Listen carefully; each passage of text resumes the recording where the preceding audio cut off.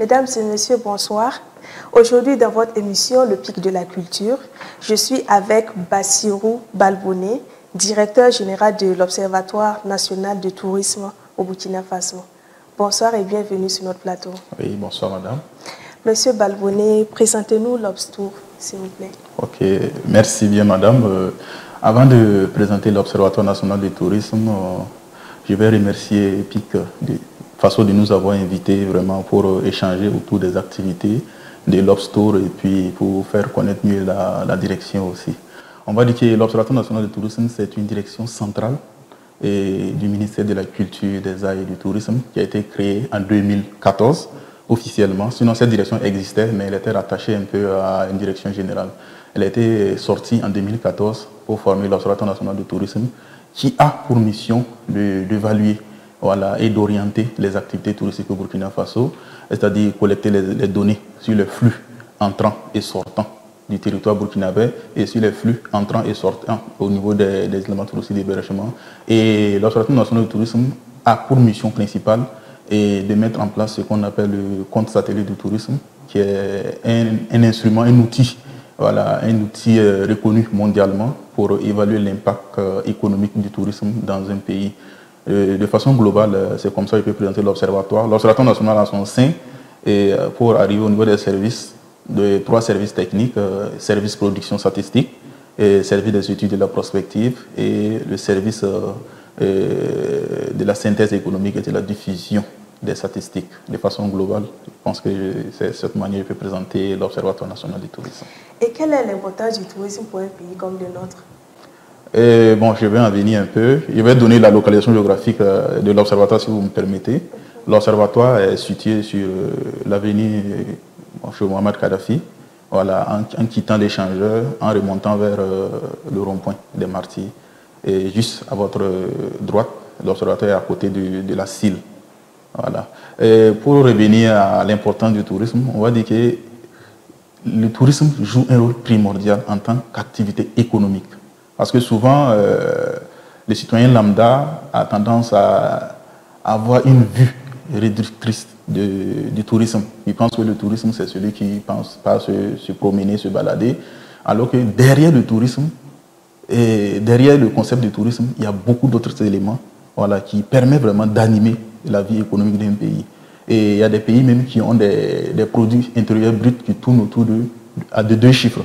Souvent 12%, si on veut prendre l'Égypte. Et il y a des pays qui ont 30% du PIB, et produit par le tourisme. Quand on prend l'exemple du Burkina, c'est vrai que le tourisme n'est pas encore aussi développé comme on le doit, mais les derniers chiffres qu'on a, les études qu'on a menées, fait ressortir le tourisme burkinabé à un PIB de 2,6% en 2015. Tout ça avec l'impact des crises, ça a aussi joué un rôle sur la production nationale du tourisme burkinabé. Bon, revenons encore, le tourisme a un rôle essentiel aussi parce qu'il permet la création d'emplois. En 2015, il est ressorti qu'il y a 194 000 personnes qui travaillent au niveau du tourisme.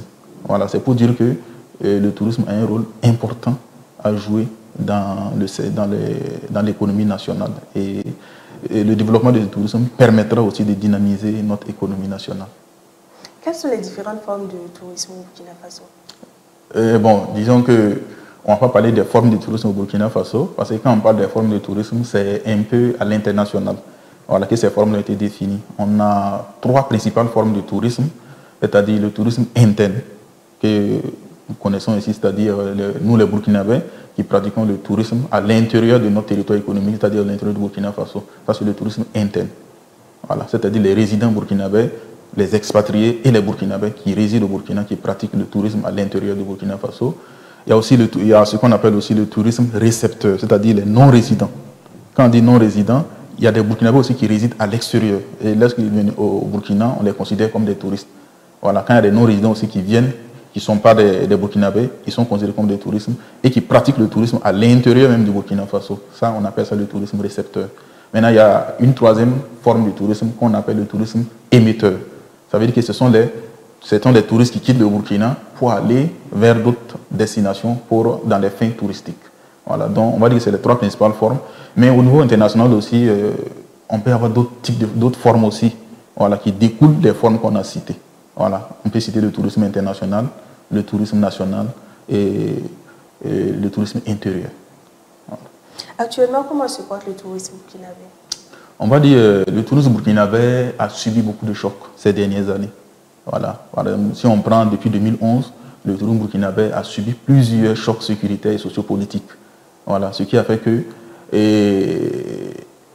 on a vraiment des impacts de part et d'autre qui sont appréciables positivement ou négativement. Voilà. Par exemple, quand je prends le tourisme récepteur, voilà. En 2011, le tourisme récepteur était au-dessus du tourisme interne, c'est-à-dire qu'il y avait plus de touristes qui venaient de l'extérieur qui étaient pratiqués au Burkina Faso. Mais après 2011, avec les chocs exogènes qu'on a eu, c'est-à-dire la crise économique, la crise sanitaire, et ainsi de suite, avec à l'interne aussi les différentes crises, voilà, on a encore développé, on a mis l'accent sur le développement du tourisme interne, ce qui fait qu'à partir de 2015-2016, cette forme de tourisme a pris le pas sur le tourisme récepteur. Donc actuellement, avec la crise sanitaire, on a vraiment une baisse du tourisme récepteur, voilà, qui était déjà en crise à cause des différentes crises sécuritaires. Là. Donc actuellement, le tourisme récepteur a fortement baissé par rapport aux années passées. Voilà. Par exemple, si on prend cette année par rapport à l'année passée, ça c'est déjà les tendances qu'on a actuelles du tourisme. On se retrouve avec une baisse de près de 55% des arrivées du tourisme récepteur au Burkina Faso. Ça, c'est la crise et ça, c'est l'impact direct de la Covid-19, de la pandémie Covid-19. Maintenant, quand on prend l'autre forme de tourisme, qui est le tourisme interne, c'est-à-dire le tourisme que nous pratiquons au Burkina Faso ici, on s'est rendu compte que depuis 2011, et avec la crise et l'accent qu'on a mis sur le développement du tourisme interne, cette forme de tourisme est en forte croissance. Voilà, et représente pratiquement près de 76% des arrivées touristiques au niveau des établissements touristiques d'hébergement. Voilà, c'est pour dire que malgré les crises qu'on a eues, il y a eu une sorte de résilience au niveau du tourisme interne, ce qui permet de maintenir un peu le cap au niveau du secteur du tourisme, ce qui permet un peu d'impacter les activités économiques. Mais quoi qu'on dise, la pandémie de Covid-19 a vraiment eu un gros choc sur le secteur du tourisme. Parce que quand on regarde, c'est le secteur pratiquement le plus touché. Voilà. Parce que quand on dit fermeture des frontières, vous voyez déjà qu'il y a un problème. Ça veut dire qu'il n'y a pas de mouvement d'entrée et de sortie de touristes. Quand on dit quarantaine, c'est la même chose. Voilà. Donc, tous ces éléments, et quand on dit quarantaine aussi, il n'y a pas de déplacement, il n'y a pas de voyage. Donc, les gens de voyage, les restaurants, les hôtels étaient pratiquement fermés pendant cette période-là. Ce qui a eu vraiment un impact très, très, très significatif sur les activités touristiques. Donc, on va dire que le tourisme burkinabé, de façon globale, est en train de développer des types de résilience, surtout au niveau du tourisme interne. Sinon, le tourisme récepteur, là, vraiment, on a vraiment des gros soucis. Et quelles sont les principales difficultés du tourisme burkinabé? Bon, les principales difficultés du tourisme burkinabé, on va dire que déjà qu'on a un potentiel, mais il faut que ce potentiel-là soit valorisé. Voilà, et ce potentiel-là soit accessible. Donc, et ce potentiel-là aussi soit promu. Donc, il y a quelques difficultés qui font que le tourisme burkinabé n'arrive pas à éclore actuellement. C'est-à-dire, il y a surtout l'aménagement des sites. Voilà. Quand on dit l'aménagement, il y a l'accessibilité, tout ce qu'il y a autour des commodités pour que le visiteur soit vraiment à l'aise et qu'on puisse satisfaire les besoins du touriste. Il y a un problème vraiment d'aménagement des sites. Il y a beaucoup de sites qui ne sont pas aménagés, qui ne sont pas accessibles. Voilà. Et actuellement aussi, on a besoin d'une forte promotion, voilà, et de visibilité. Voilà. Ce sont des éléments aussi qui doivent permettre d'améliorer, voilà, la qualité des services au niveau de la destination Burkina Faso. À travers le projet PAGS-PS, okay, l'Obs Tour a initié une série de formations sur les statistiques, sur le tourisme au profit de plusieurs acteurs. Quel est l'objectif poursuivi? Ok, merci madame.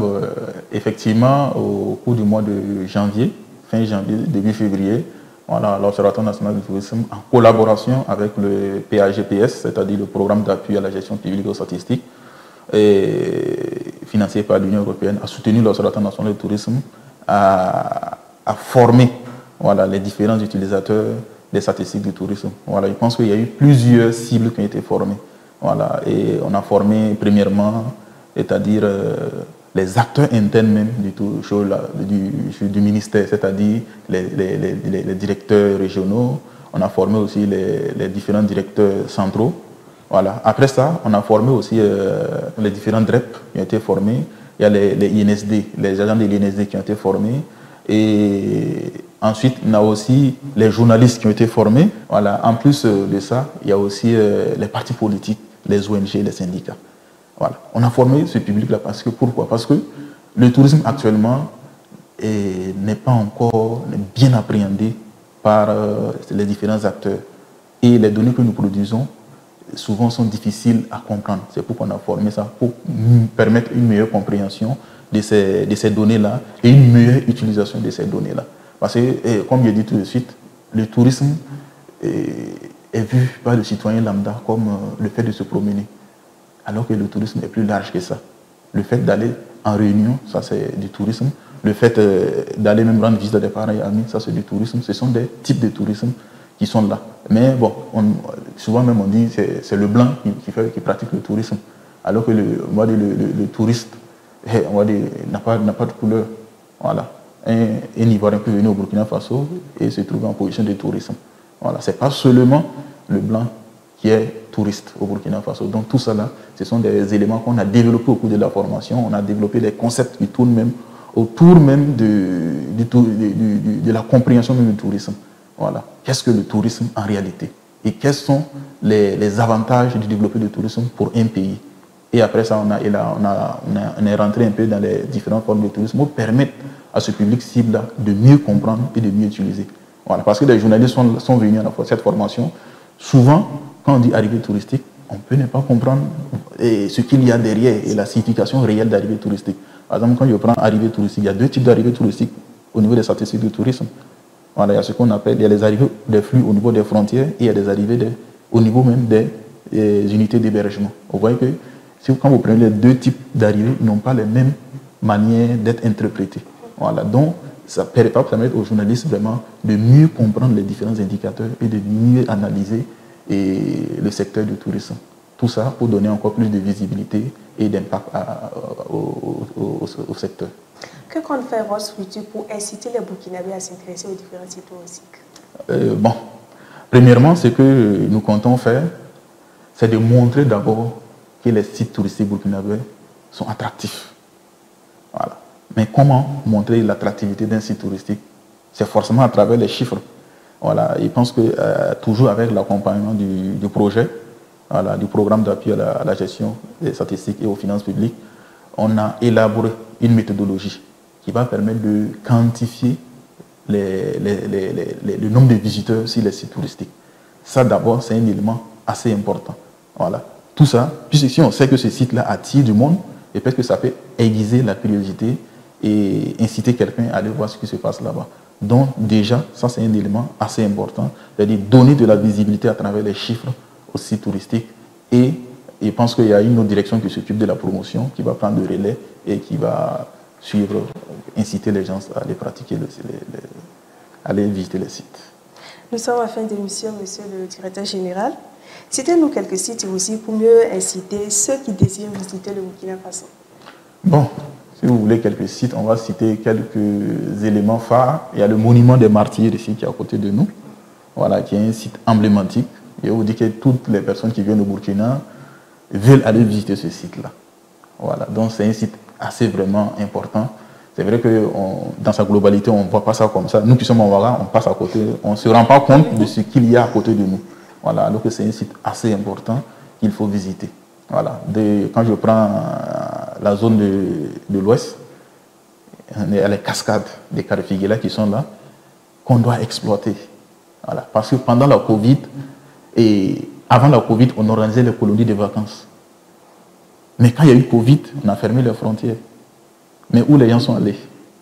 Ça veut dire qu'il faut exploiter ces sites touristiques qui sont déjà là, amener les élèves, les étudiants, voilà, les travailleurs à visiter ces sites-là.